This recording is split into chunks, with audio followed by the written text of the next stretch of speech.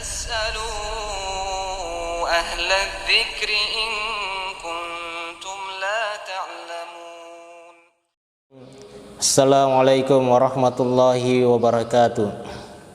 Alhamdulillah wassalatu wassalamu ala nabiyina Muhammadi wa ala alihi wa sahbihi wa man tabi'ahum bi ihsanin ila yaumiddin, amma ba'd. Adik-adik sekalian yang semoga dimuliakan Allah Subhanahu wa taala.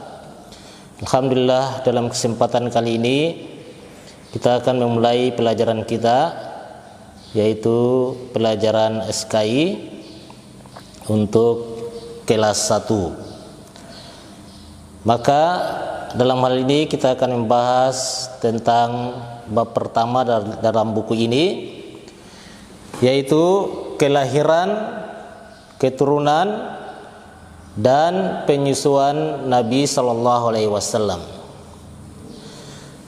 Adik-adik sekalian yang semoga dimuliakan Allah Subhanahu Wa Taala, sebelumnya perlu kita ketahui bahwasannya pentingnya mengenal kelahiran, keturunan dan penyusuan Nabi kita Muhammad Sallallahu Alaihi Wasallam, supaya kita bisa meneladani beliau Sallallahu Alaihi Wasallam. Sebagaimana Allah Subhanahu Wa Taala menjelaskan, laqad kana lakum fi rasulillahi uswatun hasanatun liman kana yarjullaha wal yawmal akhir wa dzakarallahu katsiran. Sungguh telah ada pada diri Rasulullah sallallahu alaihi wasallam itu suri tauladan yang baik bagimu, yaitu bagi orang-orang yang mengharapkan rahmat Allah Subhanahu wa taala dan mengharapkan perjumpaan dengan Allah Subhanahu wa taala dan hari akhir, dan mereka itu banyak-banyak mengingat Allah Subhanahu wa taala.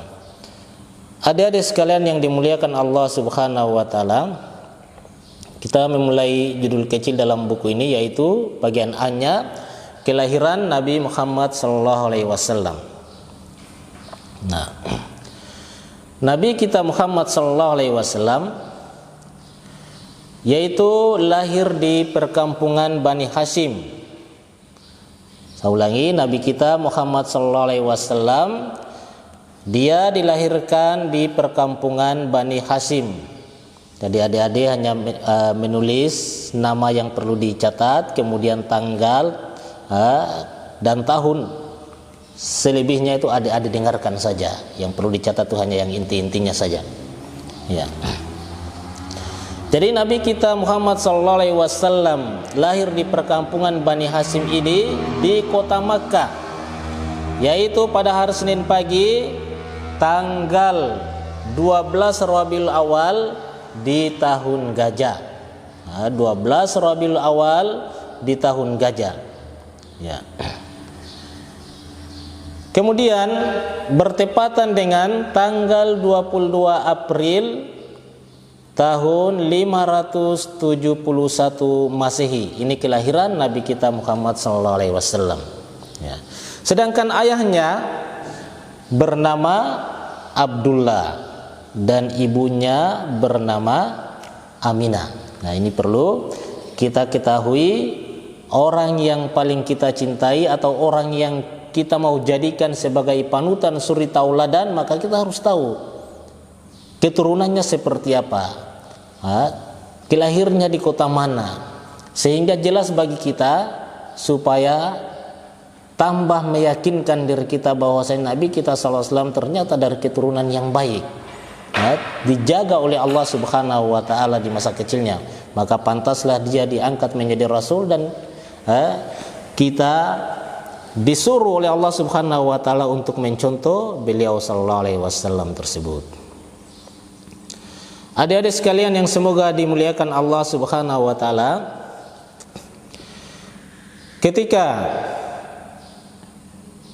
Aminah ini, ibunda Rasulullah sallallahu alaihi wasallam ini melahirkan putranya ini, yaitu Nabi kita Muhammad sallallahu alaihi wasallam, maka dia dibantu oleh seorang wanita yang bernama Syifa binti Amr, tulisannya AMR, Amr.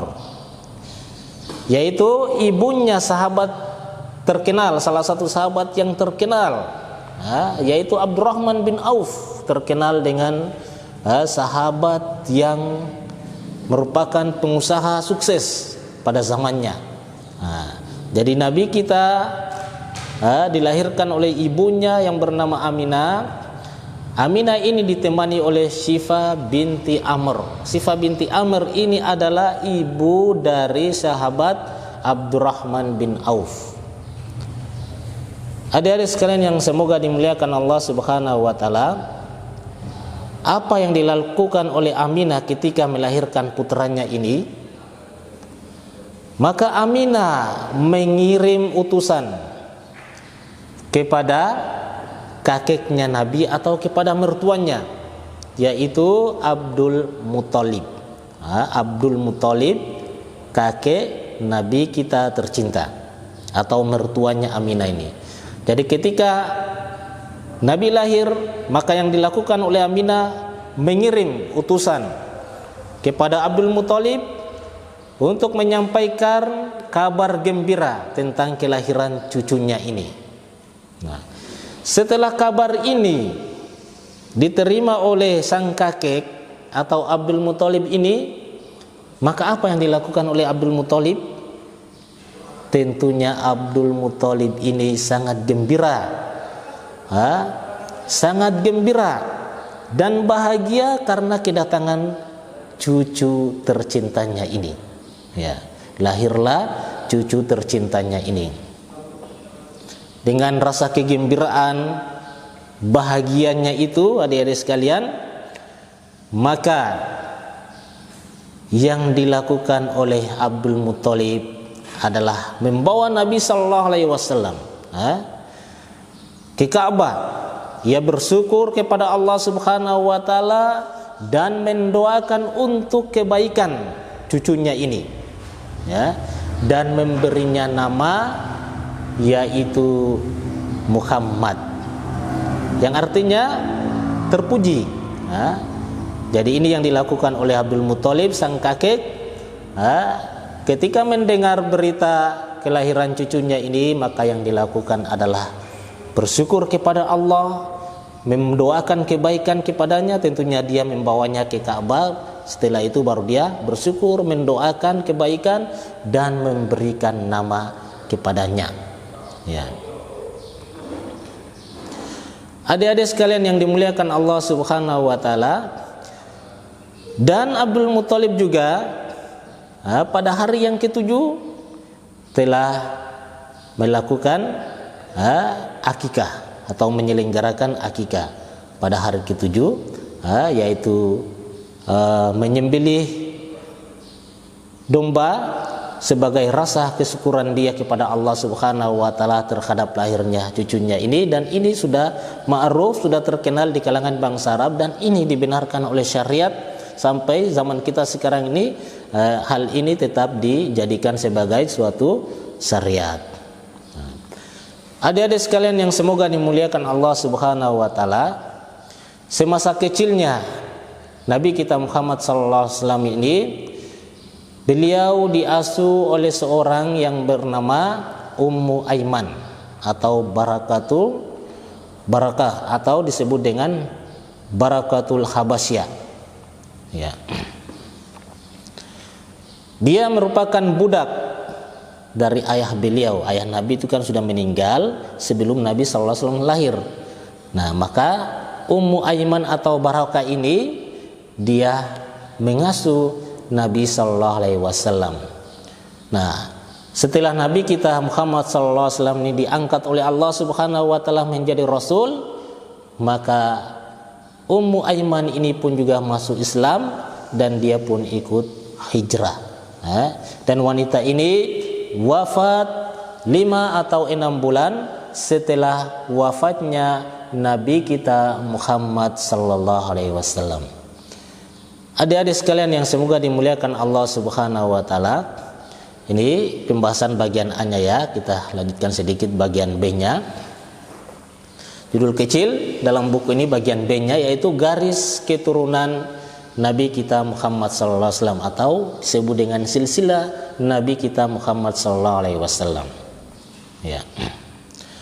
Nabi kita Muhammad sallallahu alaihi wasallam kalau dilihat dari jalur bapaknya, yaitu Muhammad bin Abdullah bin Abdul Muthalib bin Hashim bin Abdul Manaf bin Qusay bin Kilab.